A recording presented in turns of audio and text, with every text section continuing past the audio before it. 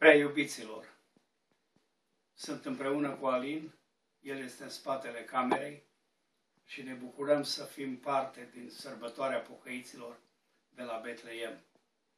Îngăduiți-mi să am un verset drept moto pentru această sărbătoare. Sunt cuvintele Domnului Iisus, transmise prin Evanghelistul Ioan de la capitolul 4, cu versetul 38.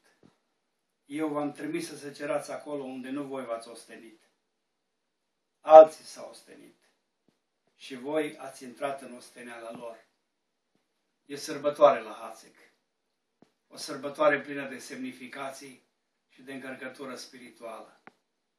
Am venit la Hațeg în 1975, prin căsătorie.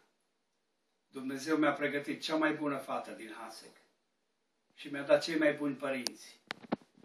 Și am venit la Hațeg cu drag. Dar în acea zi de 3 august 1975, când fratele Dugulescu Petrică oficia prima lui căsătorie în calitate de păstor, exact în aceeași zi și în aceeași lună, dar cu 6 ani în urmă a fost căsătoria lui în același loc. Atunci n-am știut că, venind la Hațeg prin căsătorie, urma încă o căsătorie. O căsătorie cu lucrarea lui Dumnezeu. O căsătorie cu Biserica lui Iisus Hristos. O căsătorie care avea să înceapă pe pământ și să se termină în veșnicie. Acum rememorez împreună cu dumneavoastră anii aceia. Din cei 80 de ani, 36 i-am petrecut și îi petrec ca și martor al minunilor lui Dumnezeu de la Hațeg. Slujirea mea se leagă în mod deosebit de casa de la marginea orașului, de bisericuța din Suseni. Și aș vrea în această dimineață să vă spun ce a însemnat pentru mine locul de la Suseni. În primul rând a însemnat locul amintirilor. Câte amintiri! Extraordinar! Se pot scrie cărți, se pot face filme. Mi-amintesc cum plecam de la gară, cu copiii în brațe și după cap. Traversam orașul pe jos, să mergem la întâlnirea cu Sfinții. Mi-amintesc de părtășia din locul acela, unde stăteam ca paiele în carul cu fân. Mi-amintesc de bucuriile de acolo. Mi-amintesc de încercările prin care am trecut. Mi-amintesc de serile de post și rugăciune, de evangelizările care au avut loc, de întâlnirile de studiu biblic. Mi-amintesc de părtășia cu Sfinții în lumină. Ce vremuri, ce amintiri. Le vom revedea în glorie, pentru că Biblia ne asigură că s-a scris o carte de aducere aminte. Vă invit împreună cu mine să întoarceți videocaseta cu memoriile fiecăruia și să gândiți acum la anii aceia din căsuța de la marginea orașului, locul amintirilor. El însă a fost și locul împlinirilor. Pentru prima generație de pocăiți, pentru frații aceia care au coborât de la Luncă și de la Negoi și care s-au întors în mod dramatic la Dumnezeu, câte împliniri! După ce s-au pocăit, n-au avut liniște până n-au construit un locaș. Ce bucurie și ce împlinire să te poți aduna într-un locaș. Apoi, ce împlinire să vezi locașul acela plin, să-ți vezi copiii și nepoții, vecinii și rudenile, primindu-L pe Iisus Hristos. Ce împlinire să vezi cum de la marginea orașului Evanghelia penetra până spre Sfântă Mărie, până spre Nălaț, pe strada Banatului, spre Silvaș în sus, locul împlinirilor. Le-au trăit momentele acelea, ei, înaintașii, le-am trăit și noi. Dar locul de pe Suseni este și locul începuturilor. Acolo la Suseni am avut harul să fiu unul din oamenii pe care Dumnezeu a folosit ca să înceapă o lucrare nouă. La Suseni a început lucrarea cu tinerii. La Suseni a început lucrarea cu copiii. La Suseni s-a consolidat lucrarea cu surorile. La Suseni am început studiul biblic cu fratele Dugulescu, săptămână de săptămână. Era de fapt seminarul nostru.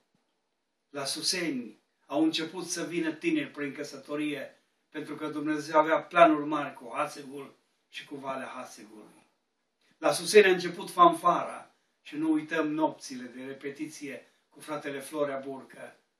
La Suseni a început lucrarea de misiune.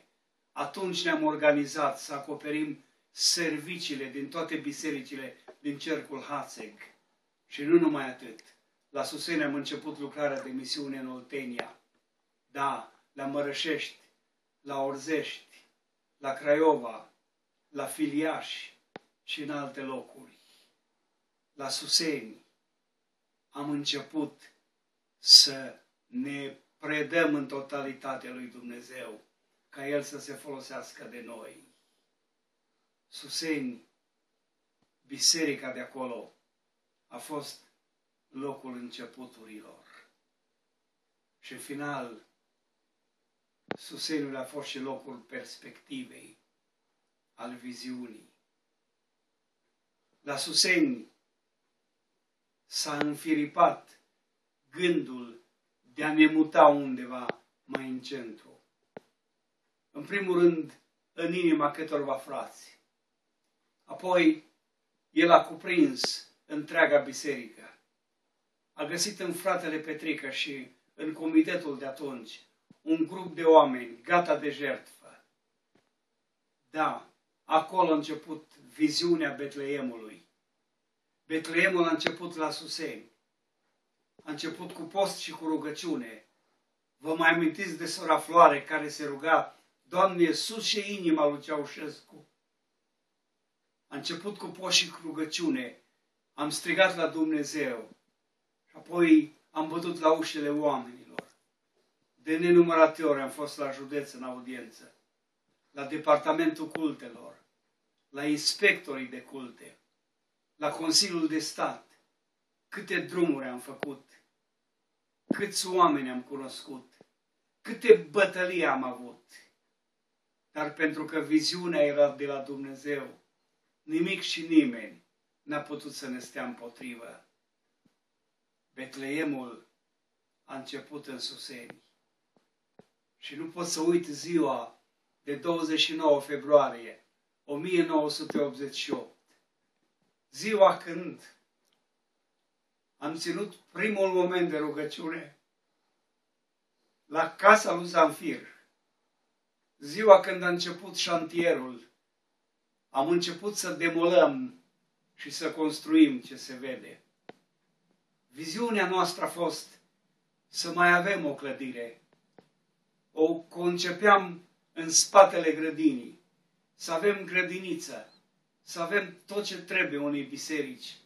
Și viziunea aceea s-a împlinit prin ceea ce ați făcut dumneavoastră, cei care ați venit după noi.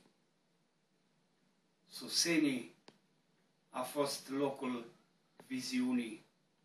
O viziune care se continuă astăzi la Betleem, cu slujitori de excepție, binecuvântați de Dumnezeu pentru toate compartimentele din biserică, dotați cu tot ce trebuie, oameni gata de jertfă, pe care vă rog să-i respectați și să-i iubiți. O biserică binecuvântată de Dumnezeu, cu duh de misiune, cu viziune, cu perspectivă. O biserică ce n-a uitat că Dumnezeu vrea mântuirea oamenilor din Hațeg. Acesta a fost Suseniu. El a rămas împotriva deciziei de demolare, pentru că acolo e locul pe care l-a ales Dumnezeu. Mi-ar fi plăcut să fi fost un serviciu chiar acolo la Suseni, poate duminica viitoare. Înainte de a încheia, aș vrea să vă rog, când eu voi termina aici, să vă ridicați în picioare și să cântați cântarea 429 din cântările vechi ale Evangheliei. Când trâmbița Domnului va anunța judecata și dimineața cea frumoasă a sosit. Iar cei răscumpărați, la ce liman s-or aduna. Când se citesc numele, acolo-i fi. Asta e cea mai măreață viziune. O doresc să se întâmple cu mine și cu fiecare dintre dumneavoastră. Vă îndemn astăzi, privind în urmă la istoria Bisericii Pocăiților din Hațeg, să fiți demni din înaintașii dumneavoastră, să fiți pocăiți cu adevărat și să faceți din această zi o zi în care vreți să vă mai pocăiți împreună cu mine. Înainte de a ne despărți, îngăduiți-mi împreună cu Alin să vă îmbrățișăm, să vă spunem că vă iubim și să folosim versurile lui Eminescu, dorindu-vă ce spune el în poezia Ce-ți doresc eu ție, dulce Românie. La trecutul-ți mare, mare viitor. Așa să ne binecuvinteze Dumnezeu și să vă dea sărbători fericite la Hațeg. Amin.